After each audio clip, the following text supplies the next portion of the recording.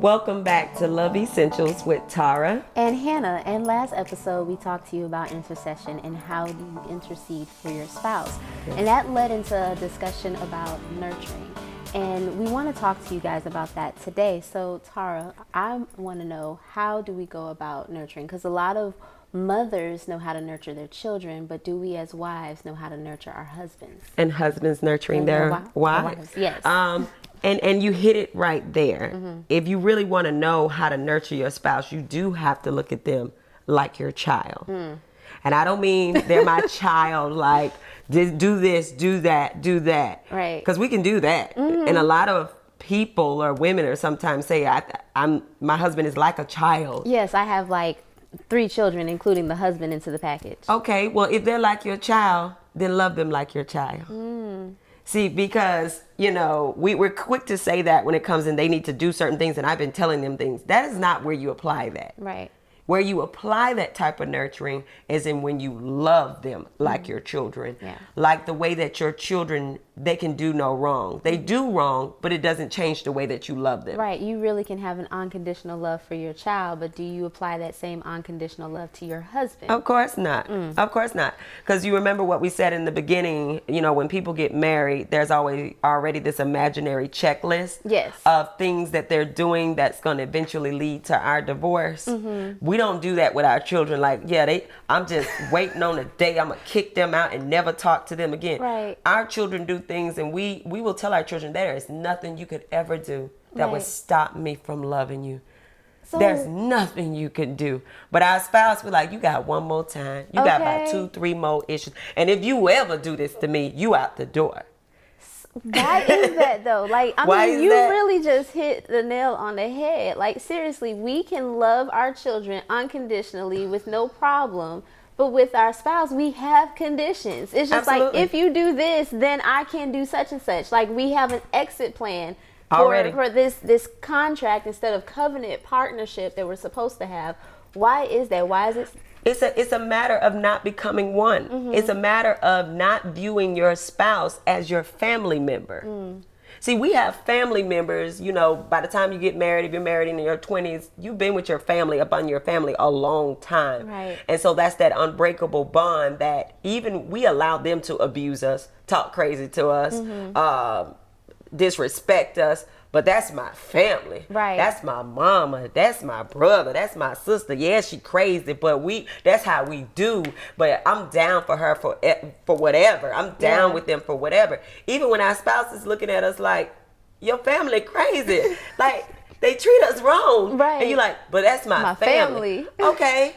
So why don't we apply that to our spouse? When do they become your family on that level? Yeah, not just surface, but like deeper relationship, no, they're deeper not. connection. Like, that is a whole mind shift when you get married to say, this is now my family. We say it. It's on the paper. You sign it up when you're filling out your children's form. The family. You got the husband. Right. But the heart has to agree that my spouse is my blood. Right. Your spouse actually comes before your family.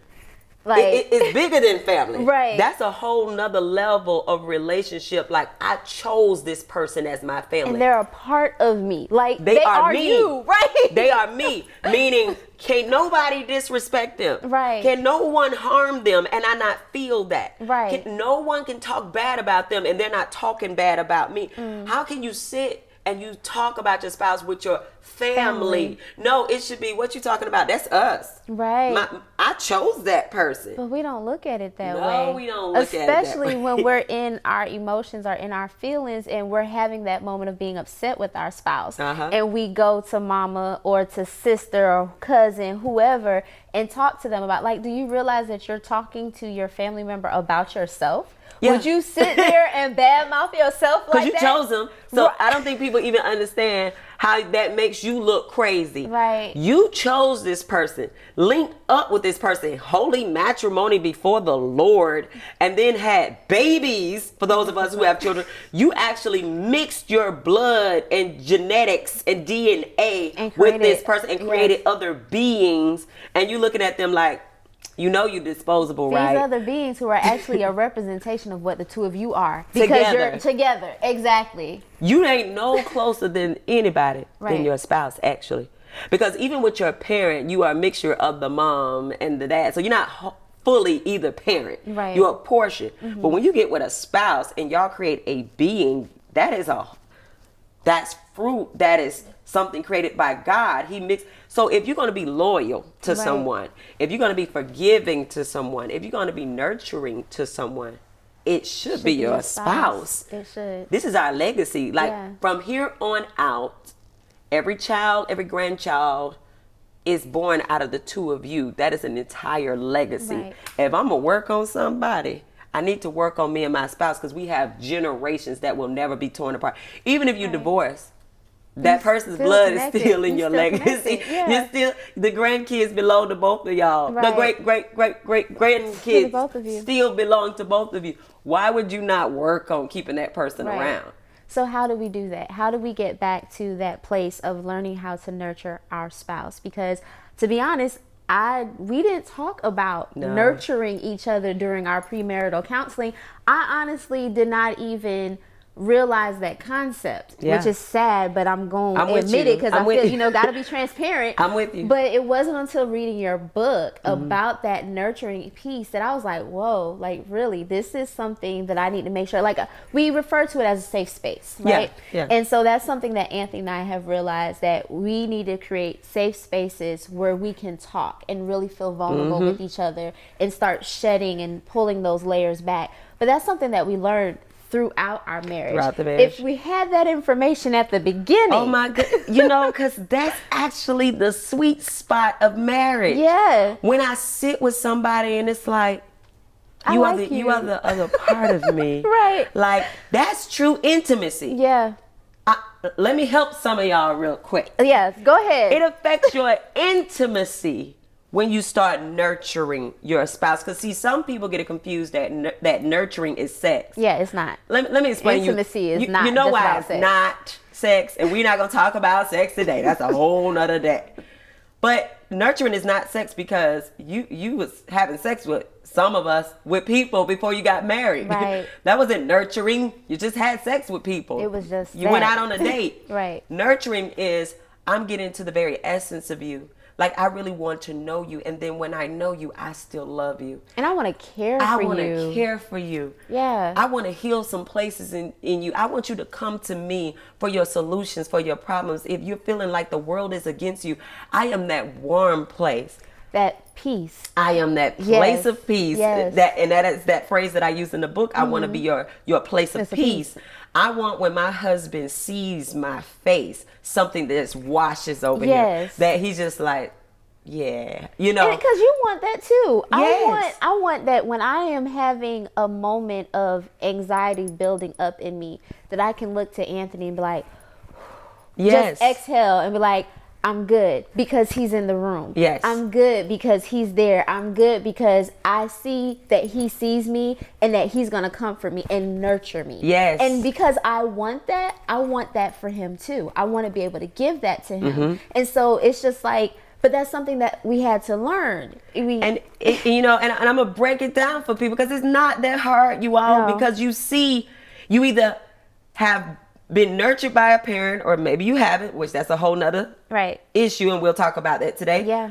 Or you have a child, so you know what it means to love somebody unconditionally and to care for somebody. You kind of have a sense of that. Yeah. But you can practice it with a spouse. You can apply that and say, I actually want to love on you better than the rest of the world.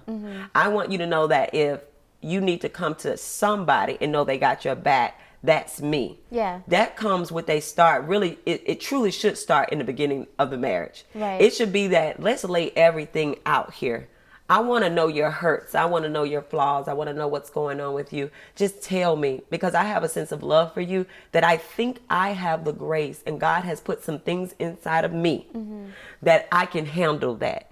See, that's a conversation that ain't never had when people trying to marry people and date them. Right. I want to know what you have, so I see if it matches up with what God placed in me, that I'm going to be able to carry that. I'm going to be able to give the grace for it, nurture you, and then get you up out of those places and build you till you become who God tells you to be. Right. See, and if I don't, because you tell me these things, be honest with me. If I see that I don't, and I'm not equipped, I pray God gets you to the person that is equipped for it. Right. So shouldn't that be a conversation that actually happens prior to? Oh yeah, that's dating. marriage? Okay. That's dating. So why y'all talking about your favorite color and if you like tacos or spaghetti and I like Italian food?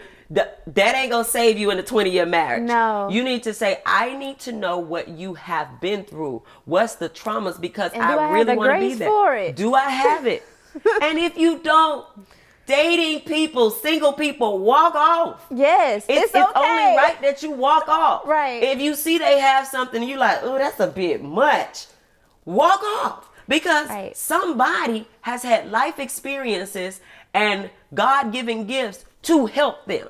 Right. And you don't. God gave you something for somebody else. But see, we selfish. And was like, I need a man. Or I want that girl. Even though I don't have the grace to carry her through her daddy issues and her traumas and stuff, she fine. And I want her in my house. Right. And I'm going to bring her in my house. Or it's already been too long because we've been dating and been pushing this for quite some time. And she asking for the ring. Right. And so now I feel pressure because it's like, oh, I got to go ahead and propose to her, even though I really don't think I'm ready for this. I really don't think I can handle all the baggage that she comes with. But I'm going to go ahead and do this. Yeah. And then you do it. And then you end up being in the engagement for a while. And then it's like. And then you don't nurture. Right. Because nurturing involves my spouse is dealing with some things. Let me jump in there. Right. Let me get in both feet. And that's No, but that's your problem. I'm chilling over here. You those deal are with that that. Are not, yeah. Go to counseling. They'll help work you. that out and then tell me if they want me to come in and show up. I'll sit with you for one of your sessions. No.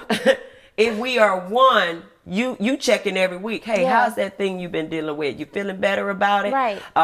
Do we need to sit and talk about it? That is nurturing.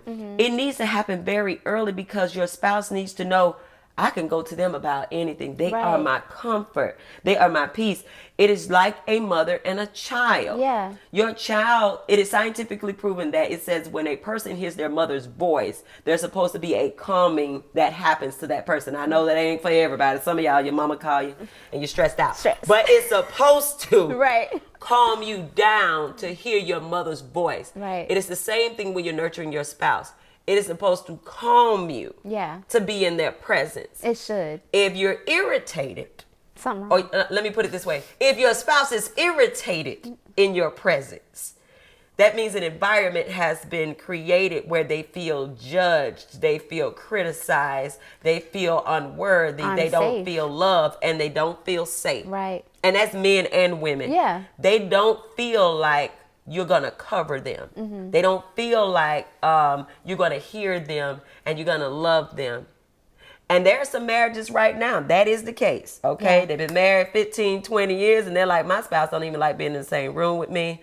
They don't like talking to me. I don't even know what's going on in their head. Okay. Let's talk about it. Because if that's the space that you all are in, that means you're going to have to make a shift. You're going to have to make a turn at this point. And be intentional about it and be willing to put in the work. Because I feel like a lot of the times, even when we get to that point and we realize, all right, something's got to give, something has to change, there's still a part of us that really doesn't want to sacrifice and surrender it all because I still got feelings. Yes. I think you're wrong for not listening to me. It's all about I. Like Anthony and I, we have this thing where we say, you know, when I lose, we win.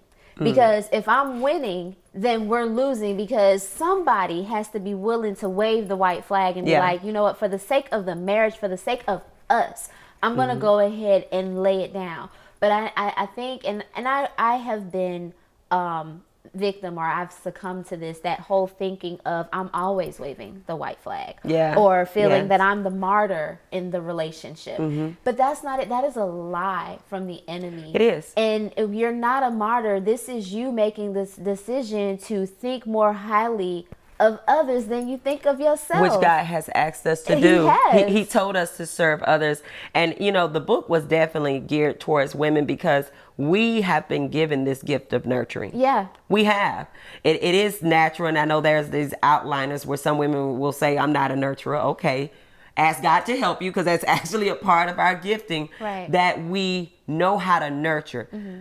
There are men that know how to nurture, especially if they were nurtured by their parent. Right. But then there's this big, huge segment of men that don't even know what it looks like.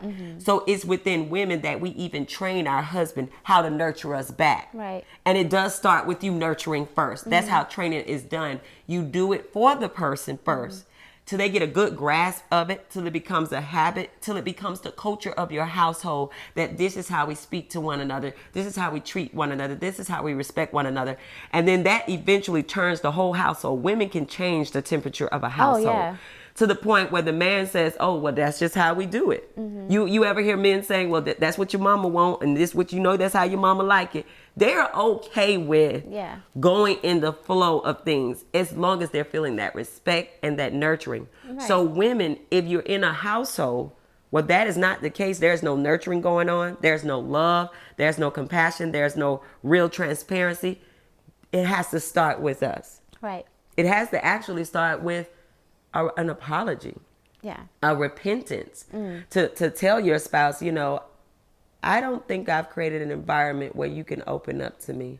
I don't know how and how do we get to this place? What did I not do? Please forgive me. I didn't know some things. I didn't have that wisdom of God. Right. I was young too.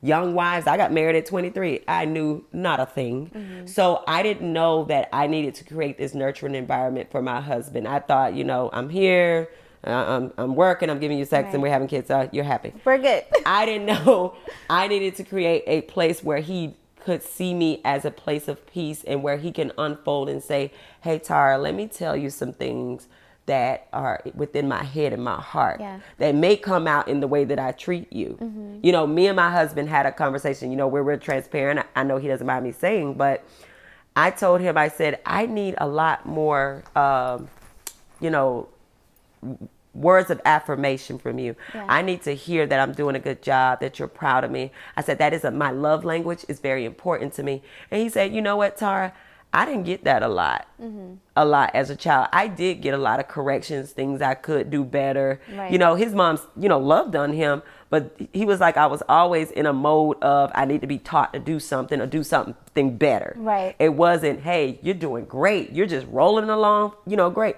And he shared that with me, and I said, thank you. Thank you. Because he said, I didn't really get it. So it is a struggle or something I have to work on to actually do it. It's not natural. Right.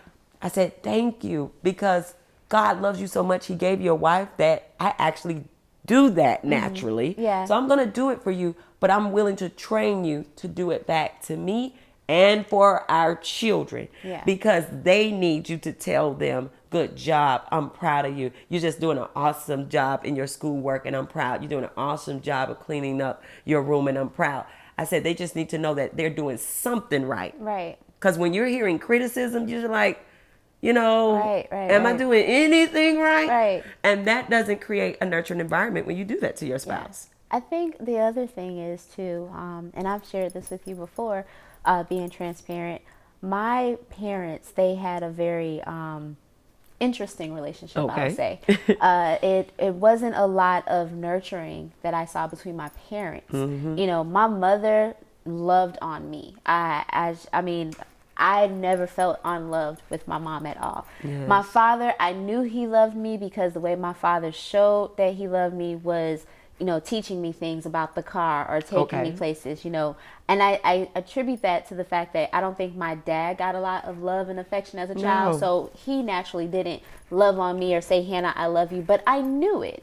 But my biggest thing is that with my parents, though, because they had a lot of disagreements between them a lot, that's what I saw more versus the whole loving. In my marriage, what I recognized was when Anthony and I got into an argument, like the first thing, divorce, because my parents are divorced now. So we, in our first year or two, I really had to adjust to that because no, Hannah, it's okay for, you know, people to argue like this happens. That doesn't mean it's going to be divorce. But what was an issue was the fact that I saw more of the negative than I saw of that positive nurturing. Yes. And so I wasn't really nurturing him, but I knew how to nurture our children. Yes, I knew how to easily. nurture, you know, like that was easy for me, didn't have an issue. And so, you know, Anthony was very, very close with his mother, talked to his mom every single day. And so I never felt like it was an issue that I wasn't sitting there to be a listening ear for him. And so it wasn't until after Mama Jenkins passed away that the person that he was talking to all the time was no longer there. And so he was really looking at me to do that. Yeah. And it was, And he should be able to. he should. Yeah. And so, but what I learned in that situation, because it was first something that I had to learn how to do, Yes. because it wasn't me. And by this time, Anthony and I had been married already for like 9 years. Yeah. And so, So I'm gonna start that now. right. Okay. And so, and it was difficult because he would call me. I mean, and Anthony called me every day or called me throughout the day, but he would call me more now. And it was just like, okay. And I don't really like staying on the phone and don't have anything to say, you know. And so, but what I had to realize, and it was also pointed out to me, I'm not gonna lie, it was pointed out to me, Hannah, he always wanted it to be you. Yes. For him to talk when to. he married you. Yes, Yeah. he yeah. always wanted it to be you, but because you didn't make yourself available and his mom did, he talked to her. Yes. Now he's in a situation where it has to be. It has to be. Yeah. You know? And so I was like, wow, I didn't, 9 years, Tara, 9 years. Yeah.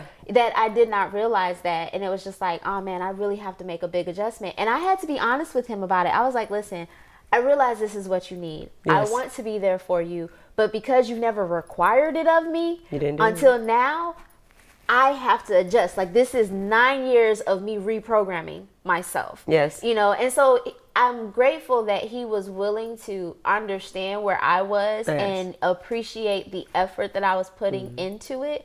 But it's things like that.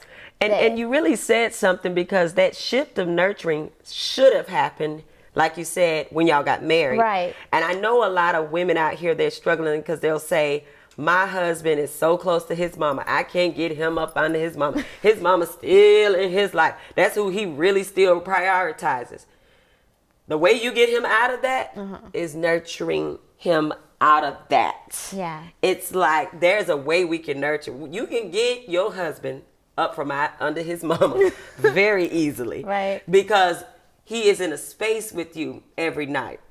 That pillow talk. Yeah. That let's go to bed at the same time. That, let me rub your back. Let me see, here, lay your head right here. I just want to rub your back. It's not about sex. This is about, I want you to feel like you can lay on me. You can just sleep, like just laying on my lap. Yeah. You can do that. When you start becoming that and doing that for your husband, it will have him to pull away, because he knows that I can get it here. See, the reason why some of these men are not coming from under their mom, because this girl over here that I married, she is tight with her affection. She's not nurturing me. I'm not even sure if she loves me unconditionally. I know my mother does. Right. My I'm mother safe has with my her. back. Yeah. I feel safe with her. I feel loved by my mother. If I need something to eat, I just call my mother. My mama's gonna cook it. I gotta fight with the wife. And she might be like, well, what you ain't did today? But I know my mama loves me. Right. So when she's telling me to leave and cleave, I'm like, cleave to what? Oh. Cause my mom, I'm not gonna disrespect my mother, make her feel bad, and I Right. know she got my back. She Right. loved me. Even if I divorce you, my mama's still gonna be there. Right. You, I'm not sure, because you look like you're trying to divorce me every other day anyway. So why am I gonna be loyal to you Right. and make my mama mad when I Oh. know she got my back? You And just said see, a mouthful. Oh my gosh. we got instead of just telling them you need to leave and cleave. No, you need to pull him. Yeah, you need to into nurture him over nurturing here. him like, I love you just like your Yeah, mama. actually, I love you even more than your mama. Yes. Like I chose you. Your mama didn't even get to choose you, to be honest with you. she got whatever the good Lord Okay, gave her. right. But I saw you and I was like, oh, I love him. And Yes. I wanted to be with you. Like, I chose you in all that you are. Yes. And I love you unconditionally. And I can do things for you your mama can't. And I can I can pull you all the way in. And we are partners. And I Yeah. actually feel like I respect you so much. I want to be your wife and come under your covering. That's how much I love you. And that's how much I think you're intelligent and smart. And you can really protect me. I want to be up under you. Oh, I love you differently than your Yeah. mother. I trust you. See, that's a whole nother But level. we are so far from that, Tara. Yeah. We- that comes with a renewing of your mind Yeah. and allowing God, because God said that we were supposed to do that. He said to become one. He said to serve and love Yeah. your spouse that way. But we let the culture and society tell us, don't give them more than what they're giving to you. Don't let them Oh. use you. Right. Don't you dare let somebody use you up. And the reason why we don't want them to use us up, because you don't want them to use you up before your next marriage. So don't give up too much to this person. We're because holding on to something. You just said something that is so like, oh my gosh. Because it's almost as if we get into this marriage and we say that we're in love and we're going to do this till the end, but we're still holding on. back. We're You holding back. We're still not allowing ourselves to get fully involved, fully invested. But then you wonder why things are not working. Yeah. You wonder, like, why do you have a safety net over here? Uh-huh. Why You got are this you separate this account. separate account Uh-huh. that you got just in case? Just in case what? Just why you got the prenuptial agreement? Oh, I'm sorry. Why you got all that? Why you got to sign all that stuff? Just in case. Just in case. So that mind frame, you going into it like that, Yeah. and you thinking y'all gonna mesh? You thinking y'all gonna become one? Right. You can't become one if part of you is still over here. Yeah. Like you have to bring You got a backup all- plan. Yeah. You got a plan B. There should be no plan B. No, but people are getting married with this plan With the B. plan You know, B. my ex still single now. Don't play. You know, they still have a plan B. Yeah. There cannot be a plan B. If you are going to merge and become one like God wants us to be, you got to say, baby, you're going to get it all. You're going to get everything. And I'm going to love you like I love our children. I have said that to women, like, do you love on your husband like you love your son? Like, do you love him that way? Yeah. Like, I don't want anybody hurting my husband. Like, the way that you treat your husband should be, I would want a woman to treat my son that way. Right. If a woman was treating my son the way I treat my husband, would I be okay with her? Right. Would I love her and be like, yes? Like, look at yourself Yeah. and say, I love Ooh. my son. Ouch.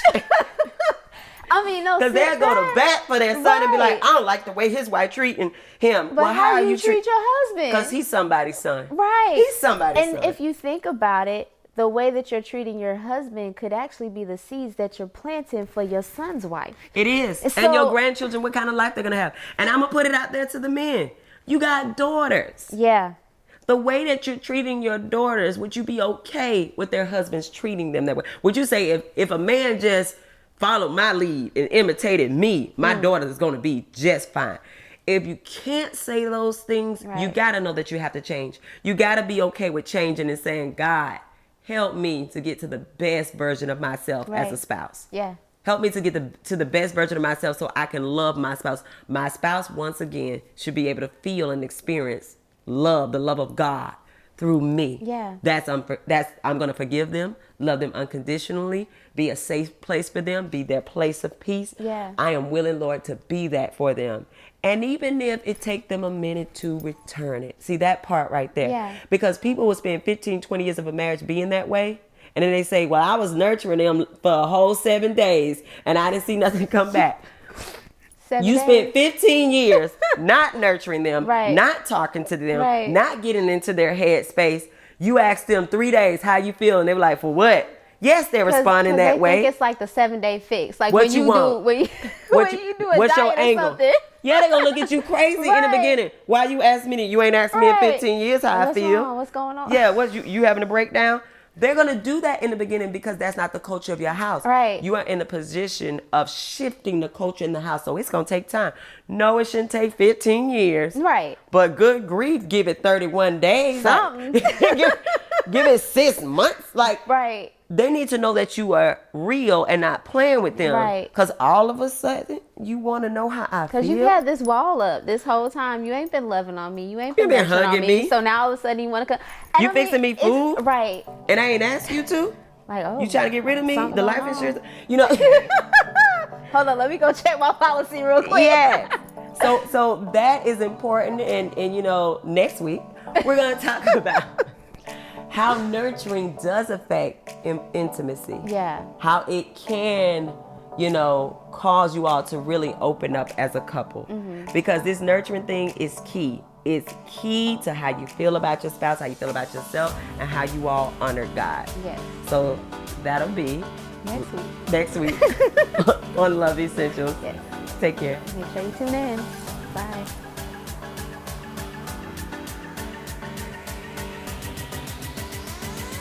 Thank you for joining us today. We hope you got something out of the episode. If you want to connect with us, you can email us at loveessentialsshow@gmail.com Or check us out on Facebook at Love Essentials. or Instagram at The Love Essentials. You can also check me out on Hannah's World Podcast on Spotify or iTunes.